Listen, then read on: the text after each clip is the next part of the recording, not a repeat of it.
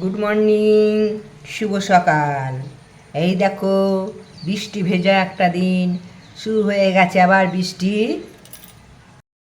দেখো বন্ধুরা, এই যে আজকের ড্রেসটা দেখো, বেরিয়ে পড়েছি আজকে আবার।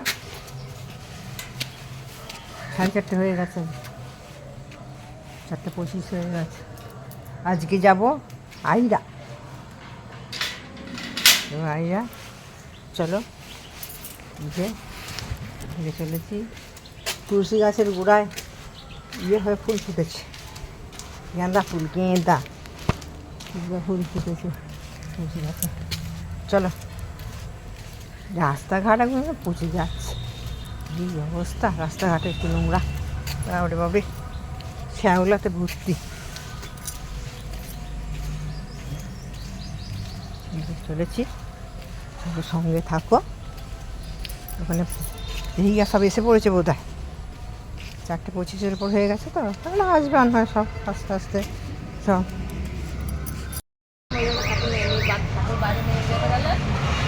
এই দেখো বন্ধুরা, আমরা চলে এসেছি এখানে ঠাকুরের কাছে। এখানে ঠাকুরেরা রেখেছে, এইখানটায় খুব সুন্দর করে ঠাকুর এখনও সাজানো হয়নি, আমাদের মায়েরা সব সাজাবে, তারপরে আমরা প্রার্থনা শুরু করব। আমরা একে একে একটু চলে এসেছি, দেখো, সঙ্গে থাকো।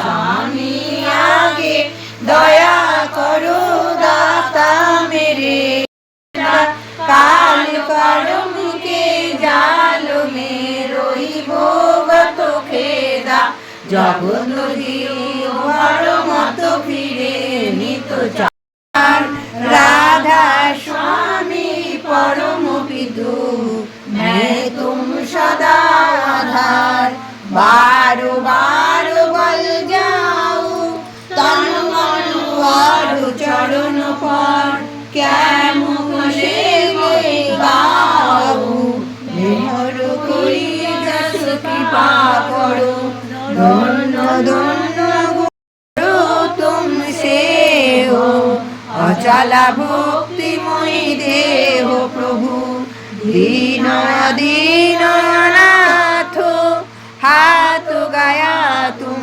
आनो। অনুভব করো কিন্তু অভিভূত হয়ে পড়ো না, তাহলে চলতে পারবে না। যদি অভিভূত হতে হয় তো ঈশ্বর যত পারো সেবা করো, কিন্তু সাবধান, সেবা নিতে যেন ইচ্ছা না হয়।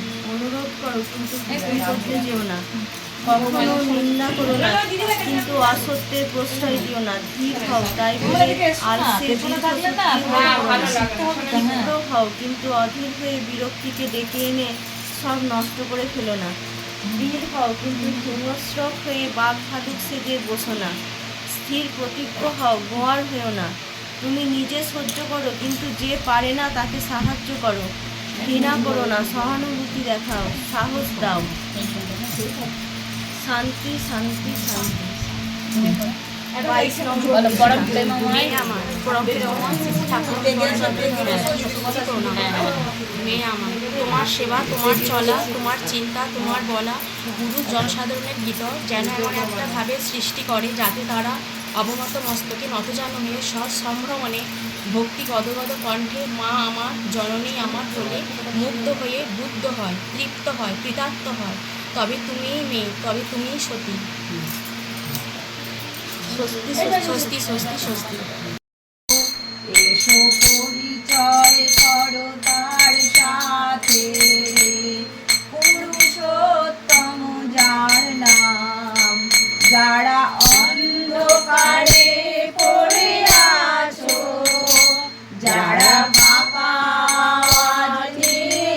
আছো, এসো পরিচয় করো তার সাথে, পুরুষোত্তম যার নাম, যারা আকাশের ভগবান দেখেছো, যারা না পড়েও কিছু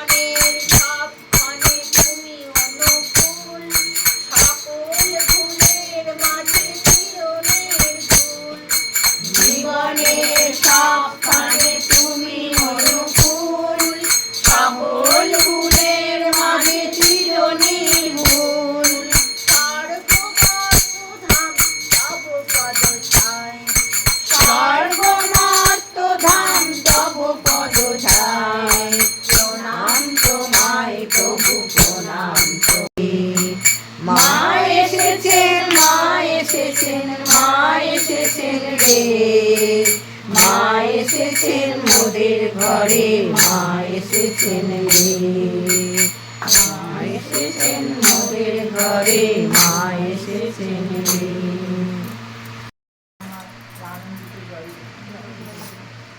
এটা শ্রাবণ মাস, গোটা শ্রাবণ মাস ব্যাপী আমাদের এই মাতৃসম্মেলন হচ্ছে। শ্রাবণ মাসটা হচ্ছে বড় মাস, জন্ম মাস। তা আজকে 22শে শ্রাবণ। দেওঘরের বিশুদ্ধ পঞ্জিকা মতে আমাদের এই মাতৃসম্মেলন 23 দিন শুরু হয়েছে। যাই হোক, আর কটা দিন আছে শেষ হতে। তা এমনই ঠাকুরের সান্নিধ্যে গেলে এমনই মনের ভেতর তাড়না দেয়, এই যে আমরা মাতৃসম্মেলন করতে এসে এই শ্রাবণ মাসে সেটা খুব অনুভব করি। খাওয়া না হতে হতেই আমরা কী করি বলুন তো, এই মাতৃসম্মেলনে বেরোতে হবে। কিন্তু বাড়িতে থাকলে এই তাড়াটা আমাদের দিত না। খুব অনুভব করলাম যে এই শ্রাবণ মাস পড়লে মনের মধ্যে একটা তাড়া থাকে যে এইখানে যেতে হবে, এই যাত্রার মধ্যে এটা গুছিয়ে নিয়ে আমাদের বেরোতে হবে। তা যাই হোক, এই শ্রাবণ মাস হচ্ছে বড় মার জন্ম মাস। 13ই শ্রাবণ বড় মার জন্মদিন। কৃষ্ণা দ্বাদশী তিথিতে পাবনা জেলার ধূপাদহ গ্রামে আমাদের পরমাত্মা জগৎজননী বড় মার জন্ম হয়েছিল। তা বড় মার ছোট থেকে খুবই বুদ্ধিমান ছিলেন। বড় মার বাবা ছিলেন একজন শিক্ষক। বড় মাকে তিনি শিক্ষকতা করে বাড়ি এসে যখন বড় মার 8 বছর বয়স হলো, তখন বড় মার বাবা বড় মাকে কিছু শেখাতেন। শেখাতে শেখাতে দেখলেন যে আর বড় মাকে দেখে তার বাবা খুব মুগ্ধ হয়ে যেতেন। যেমনি তার রূপ তেমনি তার বুদ্ধি, সব কিছুই দেখে মোহিত হয়ে যেতেন বড় মার বাবা। আস্তে আস্তে বড় হওয়ার সাথে সাথে পাবনা জেলারই কোনো একটা বালিকা বিদ্যালয়ে বড় মাকে ভর্তি করে দেন। বড় মা তাতে যে কি খুশি হন সেই পড়াশোনা করতে পারবে বলে। বড় মা কিন্তু সংসারে বড় মার এক বোন ছিল, এক ভাই ছিল। সেইগুলোকে সামলে বড় মা কিন্তু সেই বইয়ের থেকে তার পড়াশোনা করতেন। যাই হোক, আস্তে আস্তে ঠাকুরের সাথে বড় মার বিবাহ হয়। ঠাকুরকেও বড় মার সেবা যত্ন কোনো ত্রুটি নেই ঠাকুরের প্রতি। ঠাকুরের প্রতি বড় মার এতটাই ভাব ভালোবাসা ছিল যা সত্যি করেই বিরল। তাই তো তিনি আজকে জগৎজননী বড় মা হয়ে উঠেছেন। নারী বৈশিষ্ট্যের 8টি ধর্ম: সেবা, শুশ্রূষা, সাহচর্য, সংরক্ষণ, প্রেরণা, প্রযোজনা। তাই এই 8টি ধর্ম আমাদের দেখা যায় বর্তমান সমাজে মেয়েদের মধ্যে হয়তো একটা ধর্মও আমরা পালন করতে পারি। আমরা ঠাকুর ঠাকুর করি বটে, ঠাকুর বলছেন যে আমাকে ঠাকুর সাজিয়ে দেবো না, আমাকে ভালোবাসো। আমাকে ঠাকুরকে যত ভালোবাসবে, ঠাকুরকে ভালোবাসা মানে শুধু ঠাকুর ঠাকুর করলেও হবে না, মানুষকে ভালোবাসতে হবে। কোনো মানুষ যদি কোনো কটূক্তি করে, কোনো মানুষ যদি কোনো করে, তাকে তার পাল্টা আমি জবাব দেবো না। তাকে কি করব? আমি তাকে যে মূল্যায়ন করে তার কথাটায় সেটা আমি তাকে বুঝিয়ে দেবো। মানুষেরই ভুল হয় চলার পথে, কিন্তু তাই বলে তাকে কোনো বিরূপ মন্তব্য করব না। তবেই তো আমরা ঠাকুরের সান্নিধ্যে এসেছি। আমরা যদি কোনো মানুষকে আঘাত দিয়ে কথা বলি, কোনো মানুষ যদি আমাকে আঘাত দিয়ে কথা বলে বা তার জবাবটা যদি তাকে দিই, তাহলে আমাদের ঠাকুর ধরা সার্থকতাটা কোথায়? তাহলে আমরা কি করব? ঠাকুরের সান্নিধ্যে যাব। এই যে আগে আমার মা বলে গেলেন ইষ্টবিধি, যজন যজন ইষ্টবিধি, সত্যিই তাই। আজকে এই 3টি যদি পালন করার ঠিক যদি পালন করতে পারা যায়, আমরা মনুষ্য জন্ম গ্রহণ করেছি, আমাদের রোগ ব্যাধি সব কিছুই থাকবে। তবুও যদি আমরা এইগুলো ঠিক পালন করতে পারি, কি হবে? যে এইগুলো ঠিক আমরা পার হয়ে যাব। আমরা একদিন মরবো ঠিকই, কেউ আগে কেউ পরে, আমরা যখন জন্মেছি মরবো, কিন্তু এই বাধা বিপত্তিগুলো দেখা যাবে ঠাকুরই পার করে দিচ্ছে। তাই কি বলবো, আর ঠাকুরের সান্নিধ্যে যাবেন। এই প্রসঙ্গে আমি একটা কথা বলি, এই যে ইষ্টভীতির যে কি গুণ, যারা ইষ্টভীতি করেন তারাই জানেন। একটা ফৌজি, আসামের একজন ফৌজি, তিনি একজন ফৌজির চাকরি করেন। তা তিনি দীক্ষা নিয়েছিলেন ঠাকুরের দীক্ষা নিয়ে তিনি ইষ্টভীতি ঠিক মতন করতেন না। কেউ যদি বলতো যে তুমি ইষ্টভীতি করো না, কি হবে ইষ্টভীতি করে, নামেই দীক্ষাটা নিয়েছিলেন। এমন অবস্থায় কিছুদিন পরে সেই ফৌজি খুব অসুস্থ হন। শুধু অসুস্থ হন না, এমন অসুস্থ হন যে তিনি প্যারালিসিস হয়ে যান। প্যারালিসিস হয়ে বিছানায় পড়ে থাকেন। প্যারালিসিস হয়ে যখন পড়ে থাকেন, দীর্ঘ কয়েক মাস পড়ে থাকার পর তখন বলছে ঠিক আছে তোমাদের ঠাকুর দেখবো আমাকে কেমন ভালো করে দিতে পারে।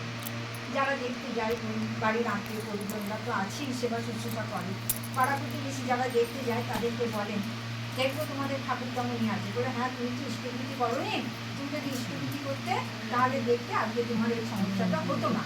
তখন বললো যে ঠিক আছে।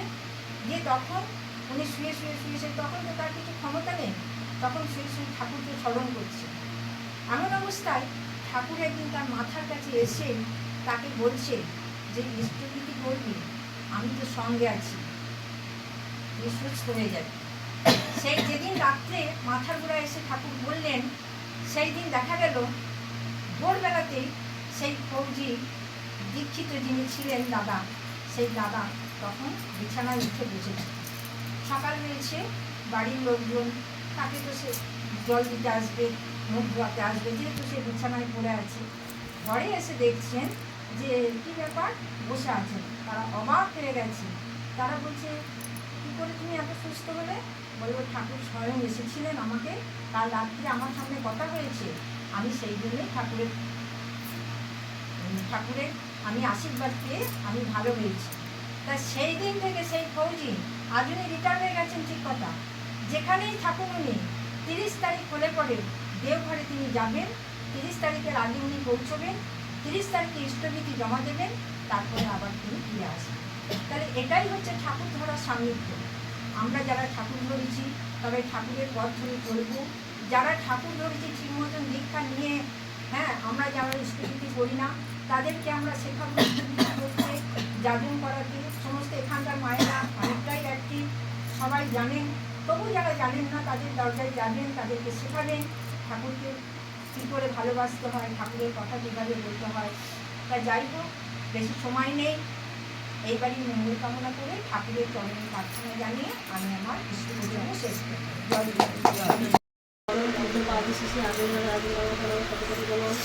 ঠাকুর পরিবারের প্রতি প্রত্যেকে শ্রীচরণ শতকোটি বলো। এখানে উপস্থিত সকল মায়ের মারা আনন্দ জয়।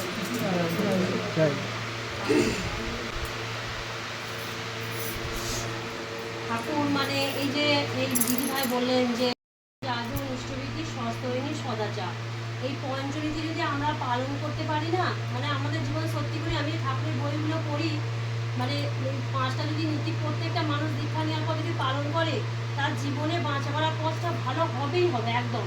আর শুধু বাঁচা বাড়ার পথ মানে শুধু আর্থিক উন্নতি নয়, সব দিক দিয়ে উন্নতি হবে। আর শারীরিক, মানসিক, আধ্যাত্মিক, সাংসারিক সব দিক দিয়ে। মানে শারীরিক মানে কি, আমার শরীর সুস্থ থাকবে, সবসময় শরীর ভালো থাকবে, হেসে খেলে থাকবো, আনন্দে থাকবো। মানসিক মন ভালো থাকবে। আমাদের সব থেকে ঠাকুর বলছে না, তুই তোকে কিছুই দিতে হবে না, তুই শুধু তোর মনটাকে আমায় দিবি। ঠাকুর বলেছে তোকে জাগ জমক করে এটা ওটা পুজো আর ফুল দিয়ে তোকে পুজো করার দরকার নেই, তুই শুধু আমাকে একটু তোর মনটাকে আমায় দিবি, তাহলেই হবে। তাহলে কি যজন মানে হচ্ছে আমি সব জানবো ঠাকুরের বিষয়ে, ঠাকুর কি বলতে চেয়েছে, ঠাকুরের কোন পথে চললে আমার ভালো হবে, আরও 5টা মানুষের ভালো হবে, কী করে সেইটা আমি জানবো। কী করে আমি জেনে ঠাকুরের বই পড়বো, বই পড়ার পর আমি যেটা জানবো সেটা যাজন মানে হচ্ছে আরও 5টা মানুষকে আমি বলার, মানে তাকেও ঠাকুরের পথে আনার আমি চেষ্টা করবো। এটাই হচ্ছে যাজন। আর ইষ্টভীতি প্রত্যেক দিন সকালে ঘুম থেকে উঠে ব্রহ্ম মুহূর্তে যে আমরা ইষ্টভীতি করি, প্রার্থনা করি, ঠাকুরের নাম গান করি, ঠাকুরকে ধরে নিয়ে আমরা যে সকালবেলা ফার্স্ট করি, ঠাকুরকে ধরে নিয়ে আমরা চলছি, ঠাকুরের কথা নিয়ে, ঠাকুরের দিকে তাকিয়ে ঠাকুরের কথা অনুযায়ী আমরা চলি। যে যেমন বলতে বলেছে, ঠাকুর যেমন করতে বলেছে আমরা করি, এটা হচ্ছে ইষ্টভীতি। আর প্রত্যেকটা মানুষকেই না দীক্ষা নেওয়ার পর ইষ্টভীতি করতে হবে। ইষ্টভীতি না করলে কিন্তু তার সার্থক হয় না। দীক্ষা নিয়ে রইলাম বসে সবই কি হলো, কিছুই কিন্তু ওরা যদি নিষ্ঠা সহ না পালে, তাহলে আমাদের সেটা নিষ্ঠা সহ পালতে হবে। আর সস্তৈনী মানে কি, সস্তৈনী মানে হচ্ছে নিরামিষ আহার। ঠাকুর একবার মানে ঠাকুর আগে মাছ খেতেন, কিন্তু মাছ খাওয়ার পর একবার বাথরুম করেছিলেন, মাছ খেয়ে সেইখানে ঘাসটা একদম পুড়ে গিয়েছিল।